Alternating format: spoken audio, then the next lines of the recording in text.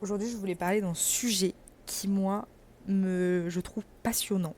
Parce que je trouve que c'est un peu ma zone de génie. Mais c'est la maîtrise émotionnelle. Excusez-moi, je vous calme. Comment maîtriser ses émotions? C'est un des trucs super compliqués. J'ai appris, en étant petite, à ne pas ressentir d'émotions. Enfin, du moins, à me couper de mes émotions. Chose qui est très mauvaise, on est d'accord. Et petit à petit, en grandissant, j'ai appris à me reconnecter à ces émotions. Mais ce qui fait que du coup, je sais switcher maintenant et me dire quand est-ce que je me connecte à mes émotions et quand est-ce que je me déconnecte de mes émotions et comment j'arrive à les maîtriser. Typiquement, quand il y a une situation où je vais être très en colère, quand il y a une situation, ça m'arrive très rarement, mais voilà, les choses te dépassent, j'ai une capacité à maîtriser ce que je ressens et à ne pas me laisser emporter par les émotions. Je vous donne un exemple. Quand j'étais à San Francisco, il faut savoir que j'ai sous-loué mon appartement à un moment à des gens, bref, que je connaissais. Voilà. Et en fait, ce qui s'est passé, c'est que j'ai eu des conflits avec ces personnes. Enfin, ces personnes ont eu des conflits avec la gardienne de mon immeuble, donc on a eu des soucis à gérer. Je recevais des appels, il y avait d'autres problèmes, donc bref. Les gens étaient extrêmement en colère contre moi, contre la gardienne.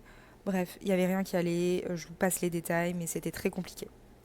Et en fait là, j'étais sous pression parce que j'étais là, je suis à l'autre bout du monde, je dois gérer un problème d'appartement depuis San Francisco, c'est très compliqué. Et d'un côté, j'avais extrêmement envie de m'énerver parce que ces personnes-là agissaient d'une façon et me parlaient d'une façon qui aurait pu faire que j'aurais pu m'emporter contre eux. Et en fait, j'ai réussi, par la respiration, à maîtriser mes émotions, garder mon calme, assumer mes erreurs, parce que j'ai fait des erreurs dans cette histoire, et ne pas me laisser emporter, en fait. Et justement, je trouve que dans ce genre de situation, ce qui est important, c'est de trouver son sas de décompression. C'est-à-dire que le but, c'était pas que j'avale un petit peu toutes ces émotions et que je les garde pour moi. Donc en fait, par l'écriture, par la marche, tout ça, j'ai réussi à sortir ces émotions. Mais quand j'étais en interaction avec ces personnes-là, j'étais pas en train de m'emporter. J'étais calme. J'essayais de trouver des solutions pour eux et pour moi.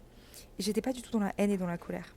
Et ça, je trouve, en fait, je donne cet exemple-là et je trouve que c'est vraiment une qualité de pouvoir maîtriser ça. Je sais pas si comment vous gérez vos émotions.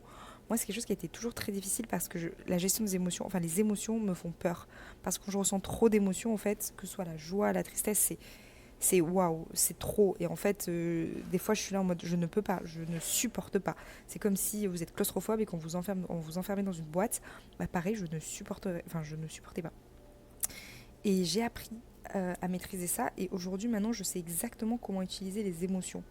Et c'est pour ça que je voulais vous partager ça, c'est vous donner des petits tips, justement, quand vous êtes face à une situation où vous sentez que vous pouvez vous emporter, vous sentez que vous perdez le contrôle. En fait, l'idée, c'est de switcher son cerveau et de se dire non, je ne me laisserai pas emporter par cette émotion. Je l'écoute, j'écoute l'émotion, qu'est-ce que je ressens physiquement, qu'est-ce que je ressens mentalement aussi, c'est hyper important, et comment je prends le contrôle sur cette émotion et je ne la laisse pas en fait m'envahir. C'est un peu comme s'il y avait une vague qui a vous arriver dessus, vous êtes enseveli par la vague, ben vous restez là.